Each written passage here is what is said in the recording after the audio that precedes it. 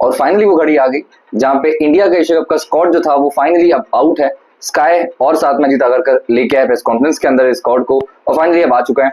18 years के बाद में कोई मल्टीनेशनल टूर्नामेंट आ रहा है जिसमें हम विराट कोहली और रोहित शर्मा की सर्विसेज के बिना खेलने वाले हैं। अपने आप में ये भी चैलेंज होगा और यंगस्टर्स के पास मौका होगा फिर से एक बार दिखाने का कि ये टीम सेफ हैंड्स में है। और साथ ही अगर आप आगे बढ़ के ये चीज समझते हो कि ये अभी एशिया कप की बारी है लेकिन T20 वर्ल्ड कप की असल में ही तैयारी है। और उसके अलावा मैं लेके आया आपके लिए वीडियो जहां पे you will get to know everything that you need to know about this tournament, इसलिए बने रहिए इस वीडियो में। तो आइए देखते हैं इंडिया के स्क्वाड को, और आप देख पाएंगे आपकी स्क्रीन के ऊपर सूर्य कुमार यादव कैप्टन, जो कि ऑब्वियसली बात है होने ही थे। शुभमन गिल वाइस कैप्टन, ये आए हैं स्क्वाड में। उसके बाद अभिषेक शर्मा है स्क्वाड में, तिलक वर्मा, हार्दिक पांड्या, शिवम दुबे, अक्षर पटेल, नितेश शर्मा विकेट कीपर, जसप्रीत बुमराह, अर्शदीप सिंह, वरुण चक्रवर्ती, कुलदीप यादव, संजू सैमसन जो कि शायद बैकअप विकेट कीपर बनकर दिखाई देंगे, हर्षित राणा और रिंकू सिंह। तो ये हो गए 15 मेंबर्स का स्क्वाड। इसके अराउंड बहुत सारी बातें हैं, बट पहले देखते हैं हम बैकअप्स कौन कौन अनाउंस हुए हैं। तो 5 बैकअप्स भी अनाउंस हुए हैं जो कि ट्रेवल करेंगे इस टीम के साथ में टू यूएई और साथ में प्रैक्टिस भी करेंगे। तो यशस्वी जायसवाल है इसमें, इस बैकअप में पहला नाम वॉशिंगटन सुंदर का नाम है, इसमें ध्रुव जुरैल है, प्रसिद्ध कृष्णा है और साथ में रियान पराग है। तो ये 5 लोग का नाम है और सरप्राइजिंगली इसमें भी श्रेयस अय्यर का नाम नहीं है। तो आप बिग स्टोरीज देखते हो तो बहुत सारे नामों के अराउंड बिग स्टोरी रिवॉल्व करती है इस पूरे स्क्वाड में। वो है शुभमन गिल का वाइस कैप्टन बन के आना इस टीम के अंदर, जायसवाल का बाहर जाना, अय्यर का बाहर रहना, सुंदर का ना होना, सिराज प्रसिद्ध कृष्णा की बात ना होना बिल्कुल भी, वो सब चीजें हैं कि अराउंड द डिस्कोर्स ट्विटर पे बातचीत बहुत हुई है कि वो क्यों नहीं है, बट सिलेक्टर्स तो इसके बारे में बात भी नहीं किए और ना ही क्वेश्चन जर्नलिस्ट ने भी उनके बारे में किए हैं। अब पहली बात बनती है कि Gill as a vice captain यहाँ पे अनाउंस हुए हैं। अब पॉइंट ही बनता है गिल क्यों आए हैं और क्या हम मान सकते हैं ये सिग्नल है कि शायद आने वाले सालों के लिए ऑल फॉर्मेट कैप्टन बीसीसीआई देख रही है शुभमन गिल को ही। ये बहुत बड़ा क्वेश्चन है जिसका आंसर हमको टाइम ही बताएगा वैसे तो, लेकिन यहाँ से कुछ साइंस दिखना चालू हो गए हमको। और शुभमन गिल वाइस कैप्टन बन के अनाउंस हुए हैं क्यों? क्योंकि बहुत बातें हो रही हैं बीसीसीआई की कि हमको स्टार कल्चर नहीं चाहिए, we want to do away with the system of star culture, या हमको प्रमोट नहीं करना है इसको। गंभीर 1000 बार इस चीज को बोल चुके हैं, लेकिन पॉइंट ये बनता है मेरे हिसाब से कि शुभमन गिल को आप जो वाइस कैप्टन बना के यहाँ पे लाए हो, शायद आपने एक ही चीज की है और यही है कि you want to promote star culture, क्योंकि you need to fetch endorsements, आपको चाहिए ब्रांड्स, आपको चाहिए एंडोर्समेंट। और इसमें बीसीसीआई कितना ही अमीर हो बट ये चीज हमेशा चलेगी और वो छोड़ने वाले नहीं है, मार्क माय वर्ड्स। और साथ में वो चीज बनती है कि यार देखो गिल मेरे फेवरेट प्लेयर है, अभी कोहली जाएंगे उसके बाद मेरे फेवरेट प्लेयर गिल ही है, बट पॉइंट ही बनता है कि गिल की जगह क्या इस टूर्नामेंट में बनती है? उनका स्ट्राइक बनता है 139 का, बट फाइनली वो इस स्क्वाड में आ गए हैं बहुत टाइम के बाद में। तो क्वेश्चन ये बनता है कि वो जब आए हैं तो सैमसन शायद बाहर बैठेंगे, जायसवाल बाहर बैठेंगे, उस पर आराम से और बात करेंगे जब 11 को बनाएंगे। बट वो क्यों आ सकते हैं, दो आई थिंक इसमें रीजन हो सकते हैं प्रोबेबली। एक तो ये कि आपको फॉर्मेट कैप्टन में दिखता है तो you need to give matches अभी से ही, ताकि आगे जाते हुए वो हो जाए एकदम परिपक्व कि वहां पे उनको सब कुछ एक्सपीरियंस हो चुका हो लीडरशिप का। साथ ही में आपको एक और चीज चाहिए कि यूए की कंडीशन से आपको खेलना है जहाँ पे कंडीशन थोड़ी सी स्लो भी हो सकती हैं, थोड़ी ड्राई भी हो सकती हैं, बॉल थोड़ी रुक के आ सकती है। ऐसे में रिक्वायर समबडी जो कि सीधे बैट से खेले, जो कि हर गेयर में खेलना जाने और थोड़ा सा एंकरिंग भी करना जाने कि कभी रिक्वायरमेंट होती है, कोलैप्स होता है तो वहाँ पे वो प्लेयर खड़ा हो जाए, स्ट्राइक को रोटेट करे और बड़े इनिंग्स की तरफ बढ़ाए टीम को, और साथ ही में अपने इनिंग्स को अच्छे से पेस करना जाने। और शुभमन गिल ये सब चीजें अच्छे से जानते हैं, तो इसलिए मैं बहुत खुश हूँ इनके आने से।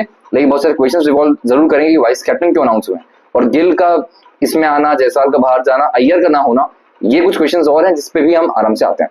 अब श्रेयस अय्यर भी नहीं है इस स्क्वाड में। पॉइंट ये बनता है श्रेयस अय्यर 2 साल से स्क्वाड के पार्ट नहीं थे, बट अभी बहुत सारे क्वेश्चन क्यों आ रहे हैं, लगातार पूछ रहे हैं लोग उनसे, अजीत अगरकर से, स्काई से, कि वो अभी श्रेयस अय्यर क्यों नहीं है। तो उसका एक रीजन बनता है, वो रीजन बनता है उनके आईपीएल के स्टैट्स, उनके स्मैट 2024 के स्टैट्स, उस पर भी बात करते हैं। अगर आप देखते हो श्रेयस अय्यर के स्टैट्स, तो पहली बात तो ये बनती है कि इन्होंने रन्स का अंबार लगाया है, जहां खेले वहां रन्स बनाए हैं। अगर आप आईपीएल पे आते हो तो 70 मैचेस खेले 2025 आईपीएल में, 604 रन्स बनाए हैं, 50 का एवरेज बनता है। 50 का average not an easy thing to do in T20s, वो एक बात है। 175 का स्ट्राइक रेट बनता है, इससे ज्यादा क्या ही लोगे यार। और उसके बाद 6 हाफ सेंचुरीज मारी है, 5 बार है नॉट आउट, इसका मतलब है कि गेम को फिनिश भी किए हैं और टीम को जिताया है कैप्टन होते हुए। 97 का हाईएस्ट स्कोर था उनका, और ऐसे में बहुत क्रूशियल मैचेस भी जिताए हैं उन्होंने। आपको याद होगा मुंबई इंडियंस का मैच इस आईपीएल में, जो कि पंजाब की झोली में उन्होंने ही डाला था। उसके बाद अगर आप स्मैट 2024 में आते हो, सैयद मुश्ताक अली ट्रॉफी की मैं बात कर रहा हूँ, मुंबई के कैप्टन ले गए फाइनल में और जिताया उस ट्रॉफी को भी। तो 9 मैचेस खेले, 345 रन बनाए, वहां पे एवरेज अराउंड 50 का अगेन बनता है। इस टूर्नामेंट में भी 188 का स्ट्राइक रेट बनता है बॉस, और 100 एक मारा है उन्होंने इस टूर्नामेंट के अंदर। तो श्रेयस अय्यर एक अपने आप में स्टोरी बन के दिख रहे हैं यहाँ पे। तो इनको रिमूव किया सेंट्रल कॉन्ट्रैक्ट से 2024 में, फिर रणजी ट्रॉफी में गए, कैप्टनसी की, जिता दिया। स्मैट में गए 2024 में, कैप्टनसी की, जिता दिया, और सब में रन्स का अंबार लगाया ही है। फिर आईपीएल 2024 में गए, कैप्टनसी की, जिता दिया। ईरानी कप 2024 में गए, कैप्टनसी की, जिता दिया। चैंपियंस ट्रॉफी में गए, वहां पे खेले और जिता दिया वहां पे भी। तो बाकी क्या रह गया? उसके बाद आईपीएल में आए, आईपीएल में फिर से फोड़ दिया बैटिंग से अपनी टीम को, पंजाब को। बहुत सालों के बाद, अरसों दराज जब बीत गए, उसके बाद 11 साल के बाद टीम को फाइनल खिलाया और लड़े, बट एंड में हार गए। फिर से सेंट्रल कॉन्ट्रैक्ट मिलता है और अपने आप में एक फुल सर्कल कहानी आती है, लेकिन फिर से ये ड्रॉप हो जाते हैं शतक के स्क्वाड से। अब पॉइंट ये बस यहाँ पे बनता है कि श्रेयस अय्यर क्या ड्रॉप होना सही था, गलत था? आप लोग मुझे बताओ कमेंट सेक्शन में। बाकी मुझे इससे लगता है कि शायद आप बहुत चीज चेंज नहीं कर सकते हो, क्योंकि इस स्क्वाड में जगह किसकी बनती है? शायद अय्यर और तिलक वर्मा में से एक ही टीम में हो पाते, और क्योंकि तिलक वर्मा ने जिस तरीके से रन इंडिया के लिए बनाए हुए हैं, तो अय्यर की जगह यहाँ पे अनफॉर्चुनेटली नहीं बन पाई। तो मैं मानता हूँ कि शायद गलत चीज बहुत ज्यादा नहीं है, 2 साल से पार्ट भी नहीं थे और तिलक वर्मा ने बहुत ही अच्छा किया है। तो he is too good a player to be dropped यहाँ पे। तिलक वर्मा की ये कहानी रहेगी, इसलिए अय्यर यहाँ पे बाहर है। बट प्रॉब्लम ये बनती है, जो कि अभिषेक नायर ने भी एक चीज को रेस किया है। अगर मैं आपको पढ़ के बताऊँ स्टेटमेंट क्या अभिषेक नायर ने दिया है, तो एग्जैक्टली मैं आपको बताता हूँ क्या दिया है। वो ये है कि I didn't understand how Shreyas Iyer isn't part of Asia cup reserve players list. He is such a class player and such a strong contender. No reason to justify this thing, and probably this tells us that he is not liked by somebody. उन्होंने ये statement दिया है और इसी में एक कहानी बन के निकलती है कि फिर किसकी ये बात कर रहे हैं। तो प्रोबेबली गंभीर की बात हो रही है कि बहुत टाइम से कहानियां थी कि गंभीर और श्रेयस अय्यर के बीच में कुछ अनबन है और इसकी वजह से श्रेयस अय्यर टीम का पार्ट उस तरीके से नहीं बन पाएंगे। और लीडरशिप की बात अगर आप करते हो तो वहां पर भी शायद उनका रोल नहीं होगा, ये भी इसी के अराउंड बात रिवॉल्व करती है। तो पॉइंट ये बनता है कि यार 20 के लायक ये प्लेयर मिस आउट करेगा, ऐसा प्लेयर तो ये नहीं है कि टॉप 20 में भी ना आ पाए T20 में। तो आई थिंक यहाँ पे गलतियां हुई है सिलेक्शन पैनल से भी और स्काई से भी। तो यहाँ पे 20 में तो आई थिंक होने ही चाहिए थे। ये बहुत बड़ी एक आई थिंक बेवकूफी हुई है हमारे साइड से। अगर अब आगे बात करते हो क्वेश्चन सुंदर की बात करेंगे। अब सुंदर की बात क्यों हम कर रहे हैं?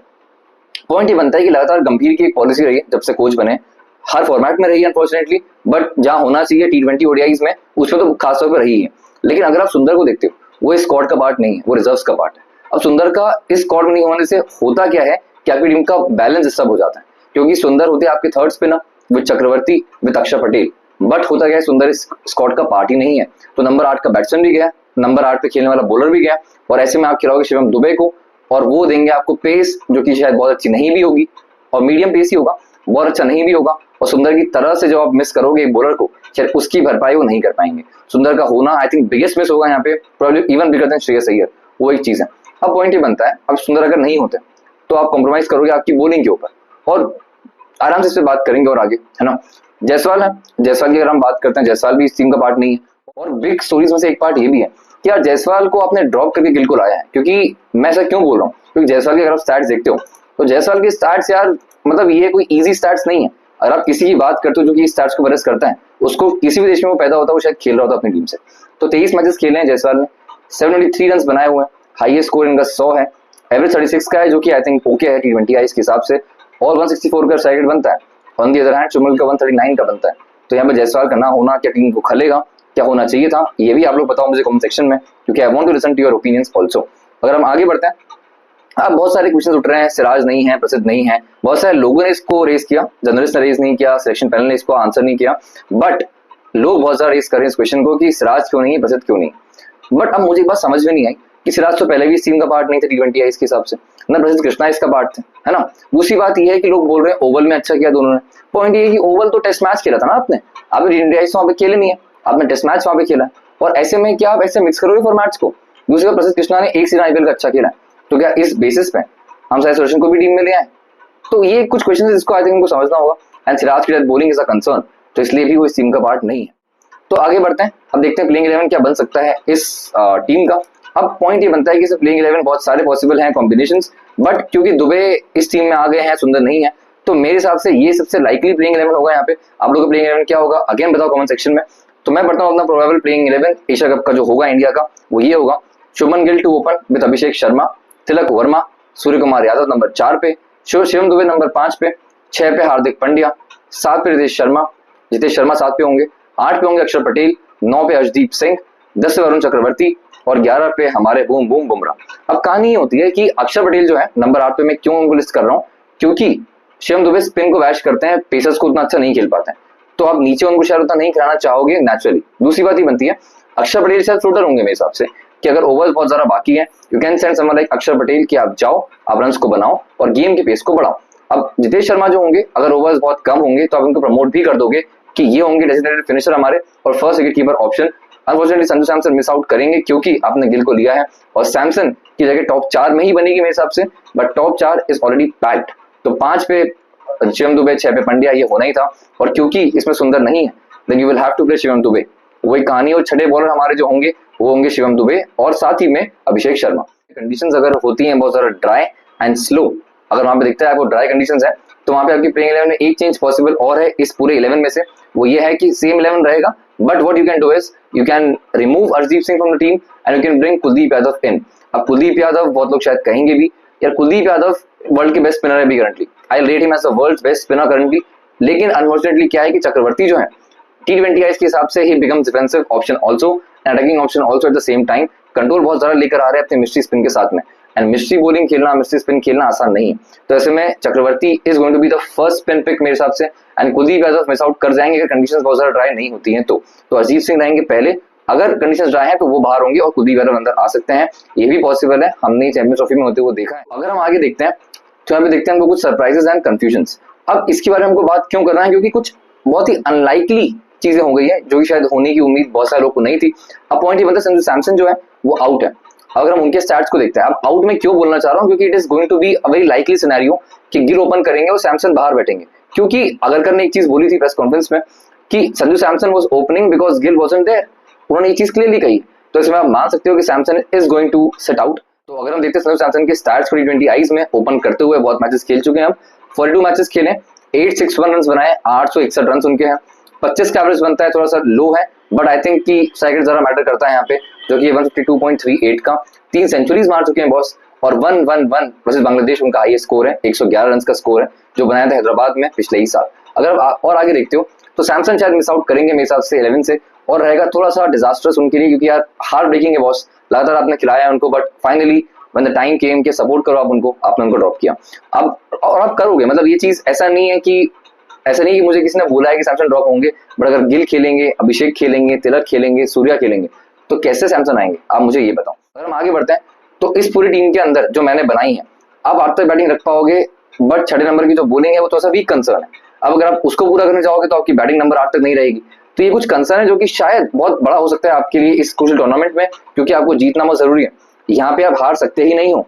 एशिया कप में 70% चंद के साथ में भी इंडिया जीतेगी, ये सभी को उम्मीद होती है, क्योंकि एशिया कप में बाकी जो टीम्स हैं ये आपसे बहुत नीचे आती हैं रैंकिंग्स में भी और स्किल्स में भी, तो इसमें ये जीतना आपके नो ब्रेनर है, आपको जीतना ही पड़ेगा। तो इसमें प्रेशर होगा कि इस बैलेंस को कैसे बना के रखना है आपको। आई थिंक वो भरपाई करने की कोशिश दुबई के साथ में यहाँ पे हुई है, बट आई बिलीव सुंदर डिजर्व करते थे, जो कि नहीं है। वो एक क्वेश्चन बहुत बड़ा रहेगा, कैसे इस पे आंसर करेंगे गौतम गंभीर। अगर हम आगे देखते हैं तो वही अगेन जो सेम क्वेश्चन मैंने अभी रेस किया कि potency of Abhishek Sharma and Shivam Dube as a 6 bowler. अब क्वेश्चन क्या है ना कि देखो छठा बॉलर आपको चाहिए ही चाहिए T20 आईज में, क्योंकि पूरे 4 ओवर सीखने का मादा रखता हो जब भी रिक्वायरमेंट हो। कभी हार्दिक पांड्या का दिन बुरा जाए, कभी हरजीत का दिन बुरा जाए, तो वहां पे you should have a 6 bowling option, but यहाँ पे पूर्ति करने की कोशिश होगी विद अभिषेक शर्मा एंड दुबे। क्या दुबे वैसे मीडियम पेस बॉलर है? आप लोग मुझे बताओ कमेंट सेक्शन में कि वो 4 ओवर्स कर पाए कभी अगर रिक्वायरमेंट होती है तो। क्या अभिषेक शर्मा 4 ओवर्स कर पाएंगे? क्या उनके अंदर वैसी स्किल्स हैं? मैं मानता हूँ कि अच्छे बॉलर वो हैं, बस 4 ओवर्स लाइक T20 आई में करना आसान नहीं होता, क्योंकि आपको कोई भी बॉलर, आप पार्ट टाइमर ही हो, आपको आके मार देगा। तो वही है। और दूसरी बात, एक और क्वेश्चन है, गिल का स्ट्राइक रेट बनता है 139.27 का, तो क्या ये इनफ है? इसका भी आप मुझे बताओ आंसर, कि मैं ये मानता हूँ कि इनफ तो नहीं है, but just looking at UAE conditions शायद he can be a crucial batter for India.